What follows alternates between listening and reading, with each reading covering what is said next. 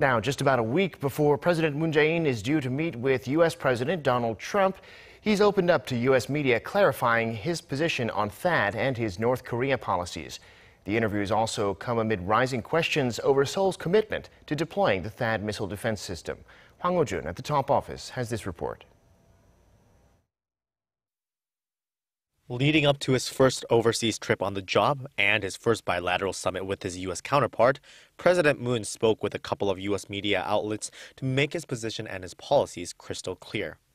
In an interview with the Washington Post, President Moon stressed that his new administration has not made any changes to the previous government's decision to deploy the U.S. anti-ballistic missile system, but he said the environmental impact assessment must take place as part of due process.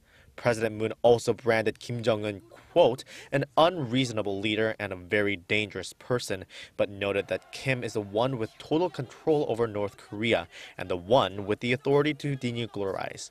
President Moon had also sat down with CBS This Morning co-host Norah O'Donnell for an interview as well, which aired Tuesday morning local time. They began with the recent death of Otto Warmbier, the American student detained by North Korea for almost a year and a half, who was released last week in a coma and died. President Moon strongly condemned the North, saying the rogue state bears heavy responsibility for the 22-year-old's death, and urged Pyongyang to release the other South Korean and U.S. citizens held there. Since his presidential campaign, Moon has stressed that dialogue, alongside sanctions and pressure, are imperative to achieve the complete dismantlement of Pyongyang's nuclear program, leading some to believe that his North Korea policy is at odds with that of Mr. Trump. Moon rejected the idea, saying, quote, I have never mentioned a dialogue with no preconditions whatsoever. First come North Korea's nuclear and missile freeze, and then, as a second phase, South Korea will aim for the complete dismantlement of North Korea's nuclear program.